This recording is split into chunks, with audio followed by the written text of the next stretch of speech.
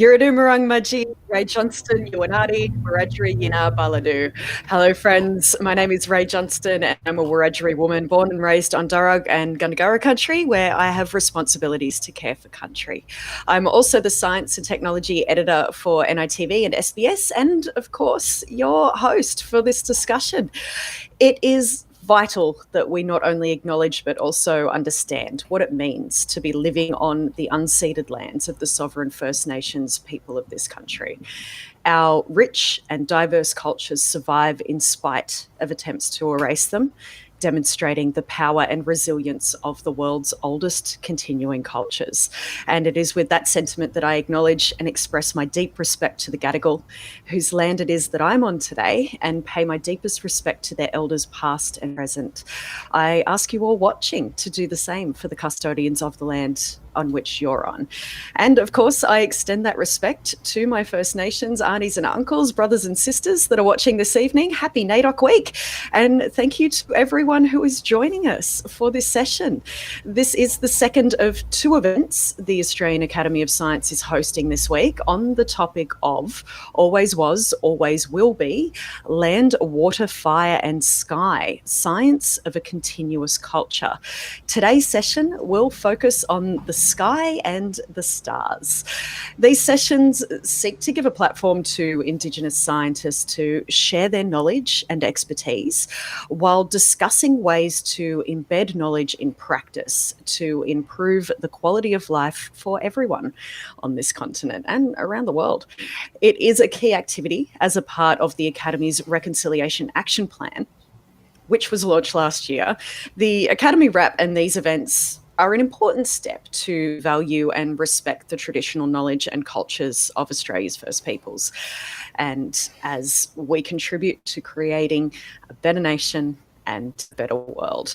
Now, a little later, you will have the opportunity to ask some questions. So please, if you have a question, don't be shy. Please email events@science.org.au, or if you're on Twitter, you can tag @science_academy and make sure you use the hashtag NAIDOC 2020. Today we are here to talk about the sky and the stars above this land, which Aboriginal and Torres Strait Islander people have been studying and responding to for over 60,000 years. As the world's first astronomers, we've observed the sun, the moon and the stars to inform navigation, create calendars and predict the weather. And joining me for this conversation is Kirsten Banks, a proud Wiradjuri woman with a passion for all things space and astronomy.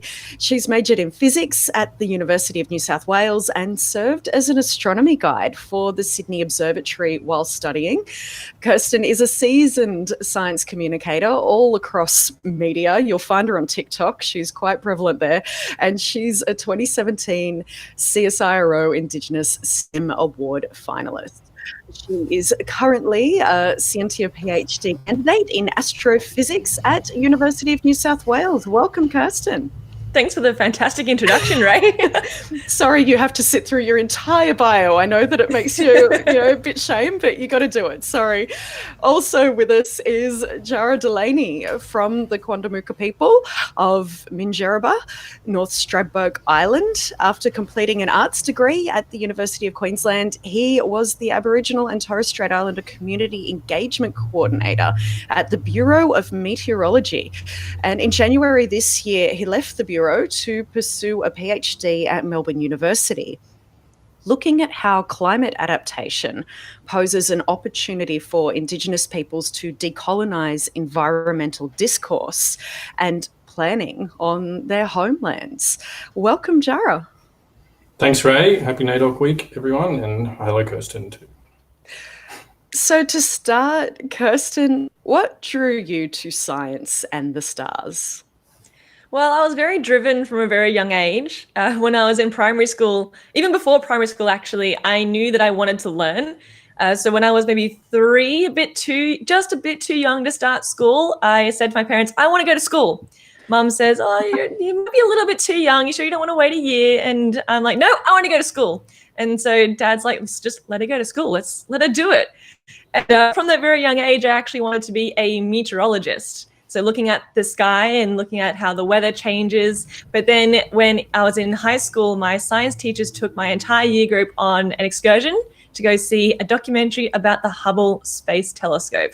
And my goodness, when I saw those fantastic photos taken by this phenomenal telescope that now has a 30-year-long legacy, I was hooked. Like, I needed to learn more about the space and the universe.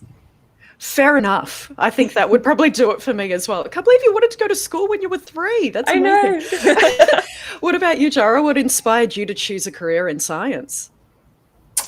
Well, for me, the environment was always a really big part of my thinking. I grew up in Brisbane and Minjerribah, North Stradbroke Island. That's my country. That's where my Aboriginal ancestors are from. And having that connection to go back there throughout my schooling and teenage years and adult life was really important for my development as in my education as a person in what I do as science now. So science, it's Western terminology, but it is what I say I do.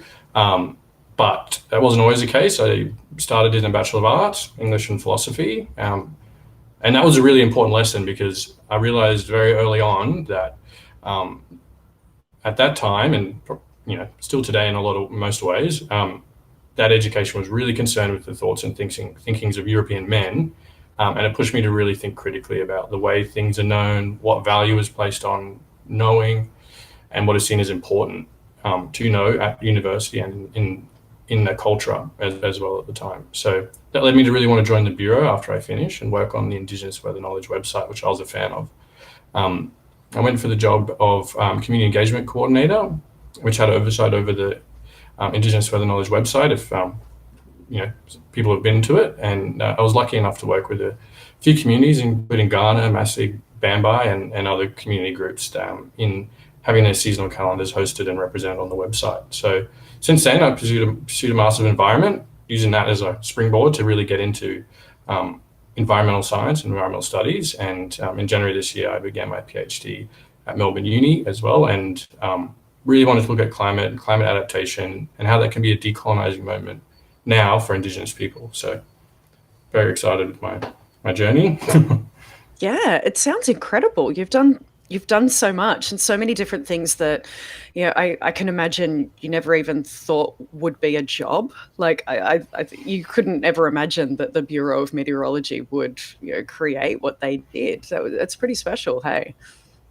Yeah, I mean, it was an interesting website when I was looking at it before I started, and what really piqued my interest with it was that, it was kind of behind the main website, and we stumbled across it, and I think I was with my mum at the time. We were looking at it and saying, "Well, this is really cool. Like, why isn't this on? It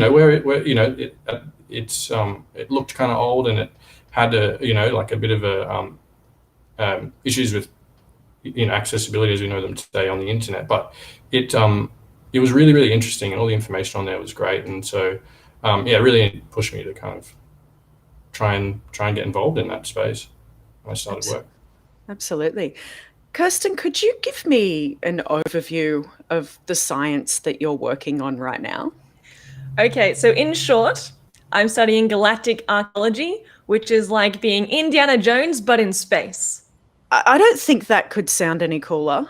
Right? It sounds so cool. I'm happy to be working in this field. So basically what I'm doing is I'm studying the stars in the Milky Way galaxy, trying to understand more about the history and formation of our island universe. That's incredible. What about you, Tara? What is the science that you're working on right now? How would you describe it?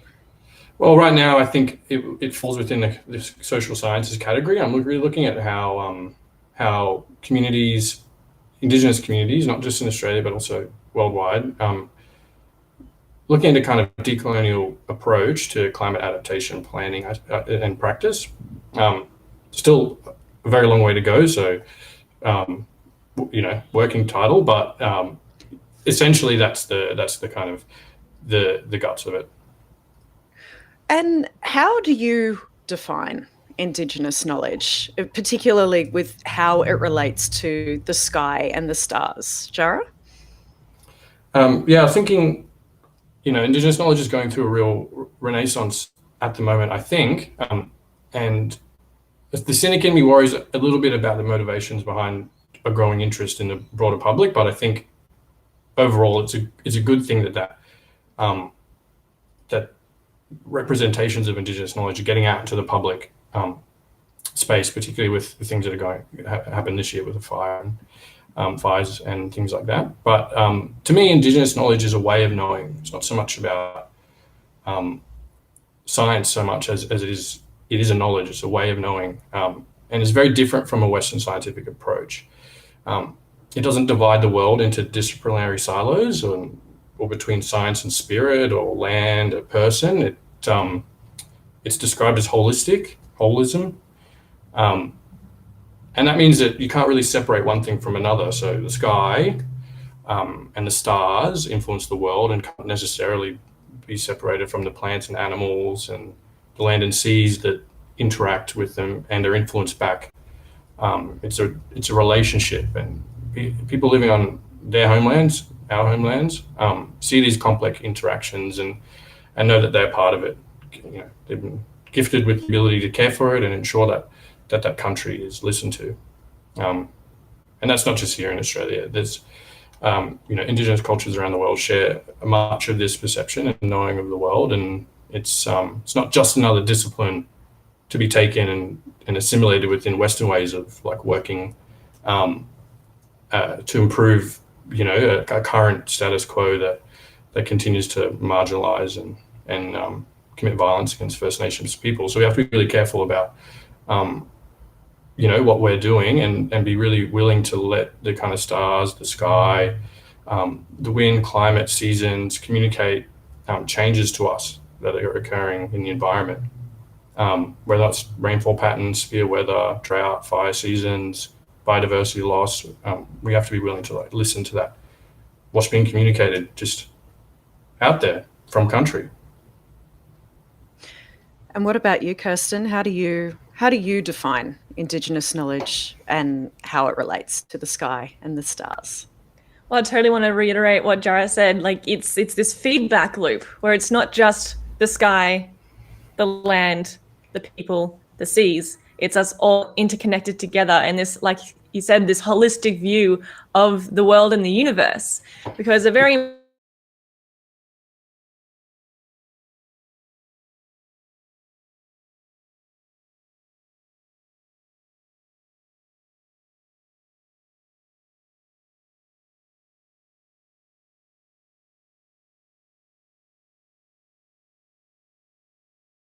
examples of traditional knowledge in astronomy, Kirsten? Oh, there's so much that are just so exciting. So my favorite is definitely the celestial emu. So we call it Gugoman in Wiradjuri.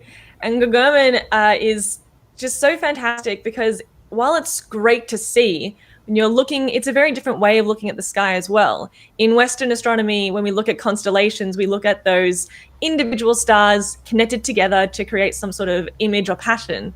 But with Gugoman, you're looking for the negative spaces and you're looking at the dark parts of the Milky Way galaxy. So when you look at the Milky Way galaxy and it stretches right across the entire sky, you can see it's not just a complete carpet of stars. There's this darkness within the Milky Way as well. And this darkness is from dust and gas that exists within the spiral arms of our Milky Way galaxy, naturally blocking the light from distant stars. And within that, if you look carefully, you can see this huge emu in the sky. And like I said, while it's pretty to look at, and once you see it, you can't unsee it. It's fantastic. When you look at it, its position in the night sky indicates to us when is the right time to go looking for emu eggs. So the night sky is basically like a celestial menu. And what are some examples of traditional knowledge in weather, Jara? I think the one that's probably the most common is the seasonal calendar. They're out there in various platforms, whether or not that's a community's own website or in archives or hosted on the Bureau's website and CSIRO. But generally speaking, Indigenous weather knowledge calendars are alternatives to date-based conceptions of seasons. And where the seasons begin and end on, say, a Gregorian calendar is not the same as when the season begins or ends in Indigenous calendars, because they're based on these observable patterns in the environment. So whether or not that's changes in the weather and different wind systems, stars, astronomical observations, environmental changes, fish, fish appearing, different animals, the blooming of certain flowers, and things like that. There's so many. So in Ghana country, there's seasons associated with the arrival of astronomical signs, and in the north there's cyclone seasons, which are different from the Western typical kind of 4-season pattern, and as seasons move around, there's quite a lot of flexibility in there. But with climate change, there's dramatic cause for concern, because the knowledge has to move so fast to keep up now with these changes, and these intricate ways of knowing and seeing the impacts of climate change are there because of how these seasons are expected to have been observed to present, and now how they present today. It's really, really important knowledge. It's vital to understanding how climate change is going to impact Australia everywhere. And that's a First Nations knowledge, that and Aboriginal and Torres Strait Islander knowledge that needs to be really, really considered in our national discourse on climate and weather and change. What should the whole country, or the whole world, really be learning from traditional knowledge? What needs to be taken on board? There's so much of it. How do you even prioritize the information that is there for what the world is today and what our country is today? Jara? It is really complicated. It's very it's very entrenched in colonial history, and so I think what actually needs to happen is Western science needs to have a really honest think about how it has evolved and moved away from principles of custodianship that underpin Indigenous knowledges in Australia, in all around the world. And it wasn't always that way, like a lot of Western cultures had roots in holistic and environmentally focused knowledges too. It's just that, if you look at your people's ancestry, you go back to the Celts and lots of different cultures that had an environmental focus. It's just that some of those things have been, I think, that custodianship and those principles of responsibility have been forgotten a bit along the way. And so decolonizing our knowledge systems is really, really important here in Australia. It's critical to our future as a nation. And, we all have to work on it. I have to work on it too. I was raised in a Western education way, and, you have to be really mindful that you don't get stuck on very specific ways of thinking. You have to always move forward and really think critically about that stuff, and take a step back and think about our approach to be more meaningful in our science. And seasonal calendars, I think, are a really, really great example. They're so interesting and full of so many incredible details, and I think as our current Western knowledge system does, it would be split and siloed under climate science, astrology, biology, environmental science, hydrology, geology. But in the seasonal calendar, it's represented in perfect harmony. You see it there, and I think that's a really, really vital lesson for people. But Australia, very, very, we have to get on this like yesterday. Now, don't forget, for those of you watching, if you do have a question, please send an email through to events@science.org.au, or if you're on Twitter, tag @science_academy and use the hashtag NAIDOC2020. Now, Kirsten, you often hear people talking about Western science and Indigenous science, and the need to treat them equally and have them on an equal standing. I know my feelings on that. I believe that Indigenous science and Indigenous knowledge should be prioritised. Absolutely. How do you feel about it? And what do you see as a pathway to getting to a point where Indigenous knowledge and science is taken seriously and respected and acknowledged and acted upon? Yeah, well, you bring up a very good point that, Indigenous science isn't respected. And I really don't understand why. Well, I do understand why. And it's because of the colonial history that we've had in this country. But realistically, as a modern understanding of everything, I really don't understand why. It's all science.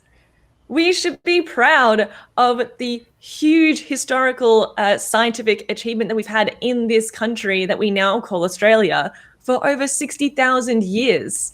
I really don't get it, guys. Like, it's science. It's not just Indigenous science or cultural voodoo or anything like that, which I have heard it been called before, which is absolutely ridiculous. It is science. And just because we didn't invent the wheel or anything like that doesn't mean that it doesn't have that same sort of standing and equal importance as Western science does and modern science. Like, this science has lasted for thousands and thousands of years. Why doesn't it have that same respect that modern science does? I really don't understand. We didn't need a wheel. Exactly. Like, come on. And most of the time people saying you didn't invent the wheel, their people didn't invent the wheel either. So it doesn't make sense. Why is the wheel the yardstick of you've done science now? Congratulations. Exactly. It's a bizarre thing for people to hinge that on. But exactly. And just adding on, like, you should thank us for your iPhones, you should thank us for your houses. It's like, you don't realize that with the common, like, we trade things in culture. Like, we would have gotten to that stage anyway without colonialism. Thank you. Incredible. Jara, what do you think needs to change so that Indigenous knowledge will be respected? I think, echoing what Kirsten said, there needs to be a serious reckoning with Australia's colonial history until there is a real acknowledgement that Australia was built on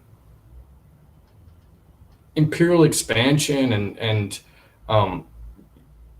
expanding land and access to agriculture and resources and mining and all of that. We're never going to get past and into a stage where there's harmony between Aboriginal and Torres Strait Islander people and their knowledge and everything that we have to teach and everything that we have to share, and with the history of Australia, which is our history, and because of colonisation is now Australia's history, which seems to be completely ignored in most cases and included in some in as a start, if that makes sense. The stuff that we're doing now is a start. It needs to be on a national. It needs to be pride in having, as a nation, having such a long history of really, really complicated science and really, really complicated philosophies and very, very, very intricate understandings of systems in this country. I mean, we mentioning the wheel before. The wheel is a tool. It's just a round bit of wood. Great, awesome. But just the level of understanding that is held by our old people and the people before that, and our old ways is, as a young Aboriginal person, even I can't fully kind of comprehend the scale of that knowledge and how just inspiring that is for me, and I would hope everybody. For sure. Now, the impacts of colonisation, we've been discussing it a little. It has been and continues to be catastrophic for our environment and for our climate. What impacts are you seeing in astronomy, for instance, Captain? Well, we've all heard of air pollution, or just general blanket term pollution, but there's also this silent killer of our culture called light pollution as well. In our cities, we can see maybe about 125 stars at best with the naked eye. But in a truly dark sky, we should be seeing at least 2,500 stars. Even without the cultural aspect, you should feel robbed from seeing a fantastically beautiful dark night sky.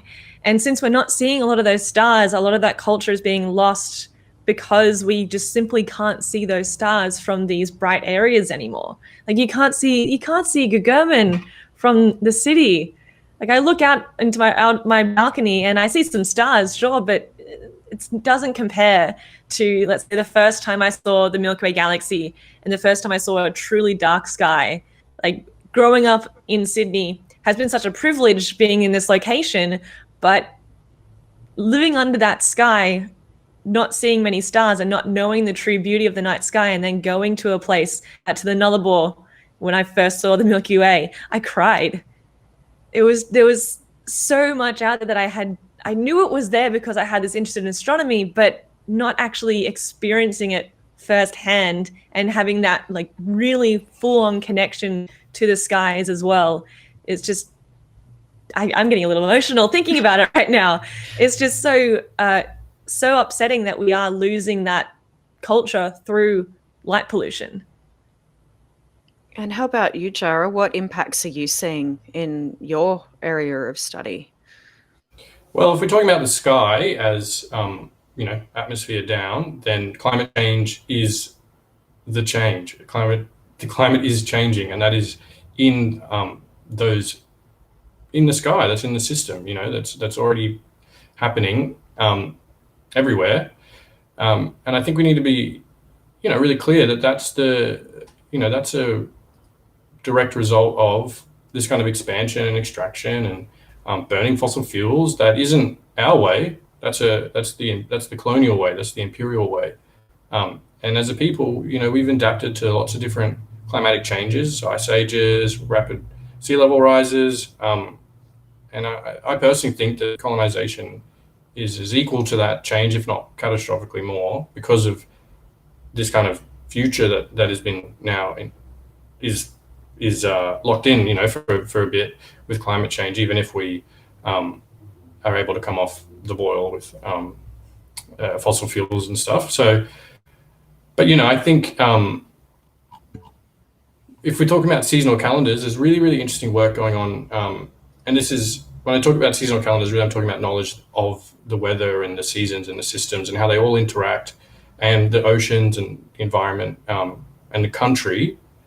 And that when you see that there's been a change in the start of a season or the end, or the change in when a wind has come, or more severe cyclone seasons, or a much stronger storm, or changes in just food availability because of changes to the weather and seasons, then that's the country talking to you, saying there's something wrong. Look, I'm communicating that there's change happening. And there's really interesting projects and great projects now where communities are now looking at the current changes that are occurring and mapping them against the old ways and the kind of observed, the expected pattern. And so we're seeing lots of different changes. And that's going to be really critical information, I think, for those communities to respond to climate change on their country, but also, really vital and critical information for Australia as a nation, that should be, held up in Parliament, held up in, all of these places, in science academies, in university, in academics, that this is going to, when it bites, and it will at some point, which is why I was saying I was worried about the motivation sometimes behind, certain things where when it bites, and suddenly there's a greater need to kind of keep the system going. We just got to be really careful about how we engage to it, and with Indigenous knowledge, and not think of it as another discipline that can be kind of tacked on to the end of a bunch of other ones. It's really a way of knowing and a way of being in the environment. I know it's really painful to think about knowledge that has been lost, or I prefer to refer to lost knowledge as sleeping knowledge, because I believe there must be a way to bring that back and to get that back. But firstly, I would like to ask, in both of your disciplines, what have we lost? What do we know about that we used to be able to rely upon, which we just simply cannot anymore? Kirsten? I'm trying to think about what we may have lost other than what I've mentioned already, because luckily with the stars, they don't change much over 200 years. So the stars have been pretty well constant for the last 200 years with Australia's colonial past. So luckily we haven't lost too much there, but there is, on top of that, just the general suppression of our knowledges. Like, I unfortunately don't know a huge amount about my family history because it was squashed with my grandmother and her sisters. And some of her sisters do not want to talk about our history and our heritage at all because of growing up in that society and in that environment of not being allowed to speak the language, not being allowed to talk about culture and be half of a person, really. And it's just very sad that we have lost that, both on an individual level and as a community level as well. And Shara, how about you? How do? Yeah, what have you seen? Knowledge has been lost, and we all know why. It's because of this history that we have in Australia that really needs to be thought about and dealt with properly. But there's two big things. One is when language has been forced to be forgotten, or when it's sleeping, and like in where I'm from, we've got our language we don't speak it anymore, but there's revitalization happening. That's so important. But with that language loss, you've also got words and all this information embedded in that language that is sleeping. And that's a shame. But there's a lot of work being done now, and I think that's really, really promising and very I'm very optimistic. And I just, when I'm really passionate about language revitalization, I like to read about them. I'm not involved in stuff, but it's so inspiring. But more broadly than that, when if a species disappears from country, either by extinction or just because the climate's changed or something's changed and the environment's changed where they're not appearing there, that's lost knowledge. It's not just in the mind, it's also in the country. It's in the way things are changing, and if species are going or flowers are changing or waterways are drying up, that's lost knowledge too, because they teach those people on country, and that relationship is so give and take that's knowledge lost too. And I think that being said, and I think that's why I'm just trying to get across that kind of importance of let's kind of jump on it all now. But I mean, even with language change and things, there's still knowledge out there. I mean, where I'm, on Stradbroke, where I'm from in Jiribah, everyone knows the fish seasons, like when the fish are going to, what time is it the best time for this fish or that fish, or, it's just in the community there. So, and that's really positive too. So that stuff is still there, even though it might have changed language to English or not, it's still there. There's so many inspiring people working on so many important projects to either revitalize or secure or just talk about and tell the story of Australia. And I think that's in our different countries, and that's all you can ask for, really. And can I just add on top of that, there is, like Jara said, there are things that are being done to revitalize and recover the knowledge that has been sleeping. And I love that term, Ray, the sleeping knowledge, and the language as well, because just this NAIDOC week, the Parkes Radio Telescope was given a traditional name by Wiradjuri elders. And so now it's known as Muriang, which means sky world. So a traditional Wiradjuri world for the sky and sky world, where Biami wanted the creator spirit lives at home. So it's great to see that these things are happening and things are changing and things are getting better bit by bit. Ah, that warms my heart. I love that so much. We will now move on to the audience Q&A part of the event. So if you do have a question, remember, please email events@science.org.au, or on Twitter, you can tag @science_academy and use the hashtag NAIDOC2020. Our first question here is for Kirsten. Are there night sky maps available for the Great Emu? Yes, there are. So there's a fantastic program you can download. It's for free. It's called Stellarium. So Stellarium is how you spell it. And it's a fantastic program for a multitude of reasons. And number one in this context is that you can have a look at many different cultures, not just in Australia, but around the world as well. So you can change what's called the star law, spelled L-O-R-E, not L-A-W. You can change the star law to Gamilaroi country, which is fantastic. You can change it to Burong as well. And there's lots of other cultures from around the world that you can have a look at their different cultures too. But I know for a fact that there's definitely the emu in Gamilaroi because it's very similar to Wiradjuri being neighbours there. So you can learn all about quite a few different constellations from Gamilaroi country and from Burong people as well. So Stellarium, download it on your computers, have a look, check it out. An added thing you can do with Stellarium is you can check out what the sky looks like from anywhere on the Earth at any time. You can go back in time by, I think, about 10,000 years. You can go forwards in time by about 10,000 years as well. And the one thing that I really like to do with Stellarium is you can change your location to Mars and you can look through a telescope from Mars at the Earth. Okay, yes, this is the coolest thing ever. Who made this? Do you know? The Stellarium dev team. They're on Twitter. You can tweet at them. And the great thing is that it's open source as well. So you can add stuff in as well. It's very, very cool. Awesome. They're my new favorite people. I'm going to go introduce myself.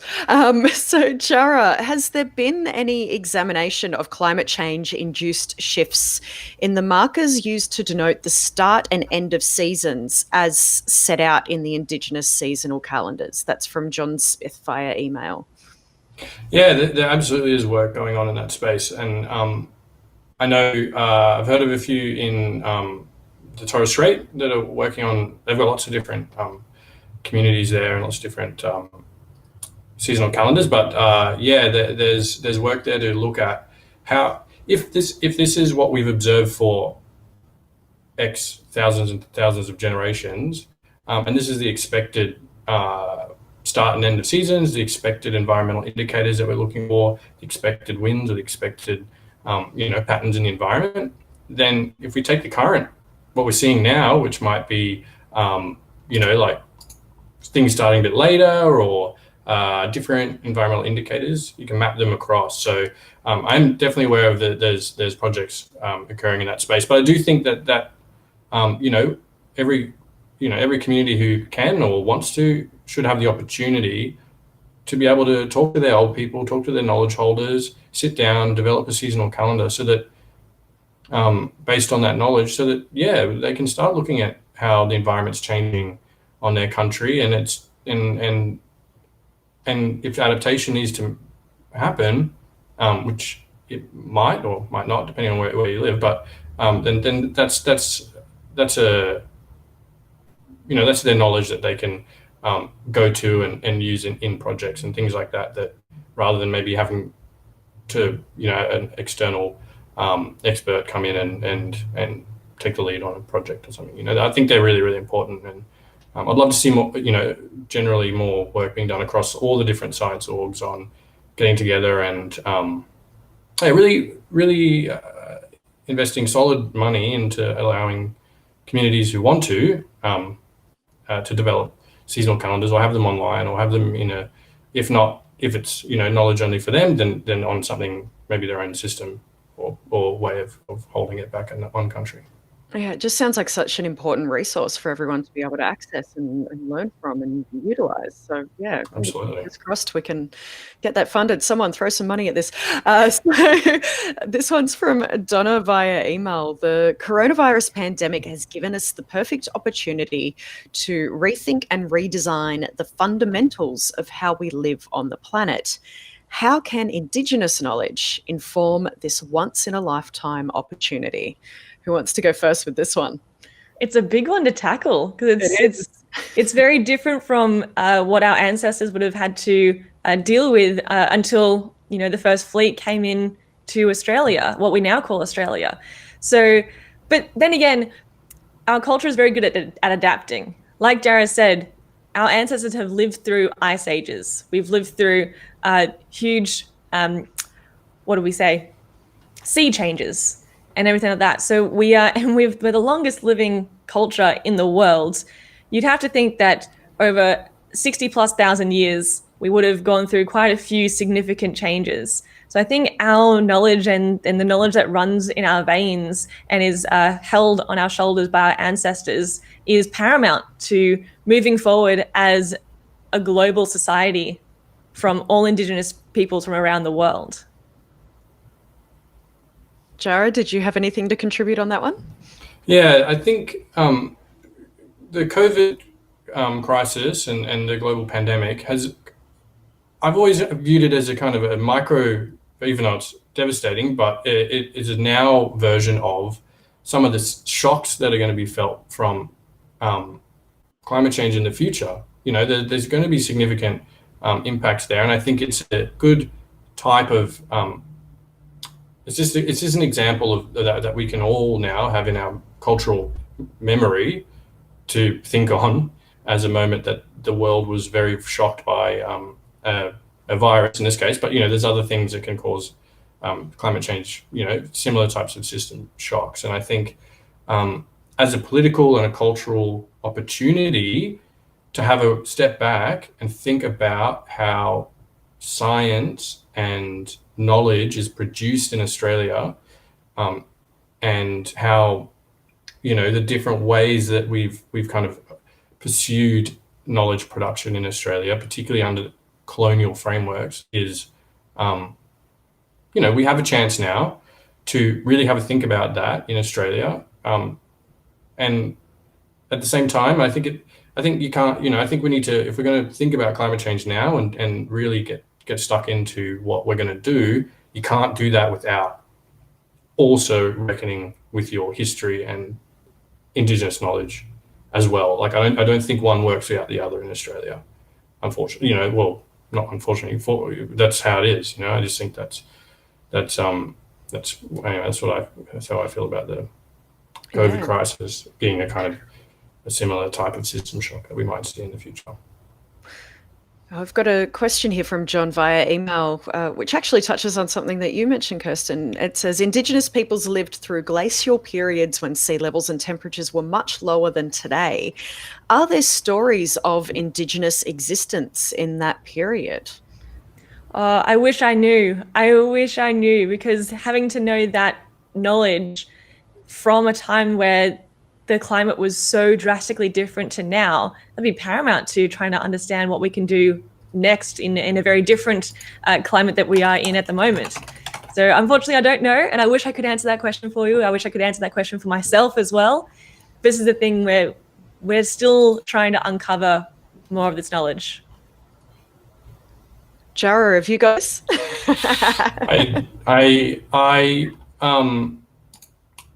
I'm not 100%. This is just at the back of my mind. There's a memory there somewhere about hearing about, stories about cold weather time and stories about sea change, and particularly in across Victoria and Tasmania, and it's definitely out there. I know for sure. I just unfortunately can't pull it forward to the front to give you the community to talk to, or to the person who maybe read it. But I know for sure that there's stories out there in one form or another. I know that there's been dozens, if not hundreds, of artifacts uncovered on what is under the sea right now, particularly off the Pilbara, that I'm aware of, that just shows how much additional land we used to have on this continent, and how it was used. And there's everything, from grinding stones to other artifacts that show day-to-day life. So it was definitely happening, and we know it was definitely happening. But the actual stories from those times, I just wanted to add to that. It's a really good point, because it's just strange, it's not related to the Ice Age, which is what I initially learned. But my community on Quandamuka, when the sea level rose, we've had our occupation dated under the Western system back to 20,000 plus years. And so there's definitely knowledge there about when the sea level rose and came in and kind of made it an island, because prior to that, it's all swampland and kind of different things. And we've got perennial swamp systems that go back forever. And there's knowledge there. But it's a really good point, because, if that was the case, and that was the case in the sea level rise, and think about all the middens and the different cultural artifacts and then kind of knowledge and the things that are 100, 200, 300 meters out on in the water now. But and I think that's kind of the fear with some sea level rise too, is particularly all over the world. But if sea level rises and you lose a midden, that's a really significant cultural loss. I mean, that's not that's knowledge about where your people used to be and So I just wanted to add that. Yeah, no, of course. I've got another question here from Matilda via email. I'm writing in from Ghana country and acknowledge the ancestors and continuing connections between people and country. Any advice for non-Indigenous scientists wishing to support the cause of respecting Indigenous knowledge, especially for those of us early in our careers? That's a fantastic question, and something that we should really should talk about. So thank you for sending that through, because like we've said throughout this whole afternoon, is where Indigenous Australians have been the first scientists of this country and of this land. We've been around for tens of thousands of years, and we really should be proud of that. I don't understand why people aren't proud of that and are so, frankly, afraid to accept that. So I think a great thing that we can do in the academic community, both as Indigenous and non-Indigenous peoples, is to amplify the voices of Indigenous peoples and put out the knowledge there and be accepting of that knowledge. There are so many resources out there that you can go towards to educate yourself, and there are lots of people out there who are willing to share knowledge like we are here today. So going out there and trying to learn more about this Indigenous science and leveling it on an equal playing field is exactly what we need to be doing. Jara, how about you? Yeah, just exactly right. And, I'll give a little shout out here to Tish from Siege. She used to say this all the time in these meetings I went to occasionally, which was be game, not shame, which is, and that applies to everyone too. That's a very, that's a Indigenous word, colloquialism, being shame, but, get involved, go talk to your community, know whose country you're on, say hi, and build that confidence, that cultural confidence as a non-Indigenous person to be able to engage really honestly and appropriately and respectfully and with gusto so I think getting involved in just your community is the first step too, because that's how you learn, that's how you meet people, that's how you learn the stories, that's how you learn about different cultural protocols, lots of things like that. And if you're a young scientist and you want to do some research maybe around or with Aboriginal and Torres Strait Islander people or culture, you've got to learn your cultural protocols straight away. Just have call up the Lands Council, call up the group and just introduce yourself, say hello, and ask if there's any events coming up you can go to. I think that's the first step is just be game to say hello and just, get involved. I think there's also a part there of, recognizing the privilege that you hold in these spaces and knowing that you can be a vehicle through which other people can be amplified, and identifying who those people are and giving them the platform that you create as well, I think is a really important thing. You don't come into this space and say, I'm going to speak for the Indigenous people that, I met down at a community event on the weekend. You invite them along and bring them along and find out what actually is needing to be communicated by the community, as opposed to speaking for us, I think is important as well. Definitely. And I might just add, if it is in a research context, there's really, really serious, research. I don't necessarily like to use the word methodology all the time, but in this case, there's decolonial research methodologies which have that, there's lots of readings you can do out there that really cover some of the really important protocols and ethics that need to be absolutely 100% adhered to throughout a research project with Indigenous peoples everywhere. If it's in Australia, obviously Aboriginal, Torres Islander people. And there's differences between all that. So, yarning research methodology in Australia is a great place to start, and just generally decolonial research methodologies if you're interested in just reading a bit and getting those research skills built too. Now, we do only have a few minutes left of the Q&A, so if you do want one of your questions answered, make sure that you email events@science.org.au or on Twitter, tag @science_academy and use the hashtag NAIDOC2020. Now, I have a question here from Jane on Twitter, who says, I'm wondering how biodiversity loss connects to Indigenous knowledge systems related to astronomy. How does that affect stories? Kristen? Well, a lot of the stories that I've heard from both my heritage and other Indigenous groups around Australia is the stories of megafauna existing in this land and how that has changed and evolved over the thousands of years that we've been here. So in terms of biodiversity, though, I can't speak too much on that because I'm not a biologist either at all. I stopped biology when I got to year 10. My eyes were on the skies from a very young age. So unfortunately, I can't speak too much on that.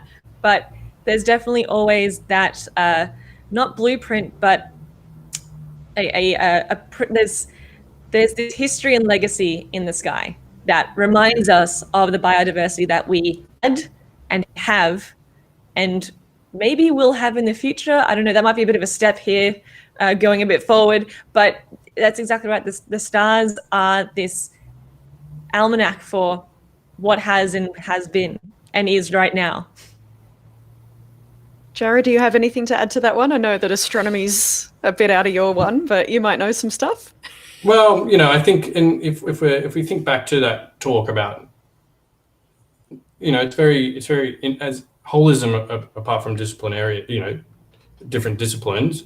The stories all, they all connect. There's, even though it might be about a particular animal, let's just take Dreamtime stories for example. There's a surface story, and you'll hear this a lot from when people talk about it, but there's a surface story, which is the one you read on the page, but there's so much story underneath that even though it's about astronomy or even though it might be with a particular animal or whatever, there's so much that you need to know, and a lot of that is when it might be secret or sacred, or there's things that maybe can't be shared for obvious reasons. But I think that's what we need to really change our mind around the complexity and the intricacy of these stories, and that's a really I feel very strongly about that. So we've got a final bunch of questions here. How do we learn more? This is from Sally. How can we learn the language of the custodians on the land on which we live? And how do we have more exposure to Aboriginal knowledge? I think you just have to be open to it.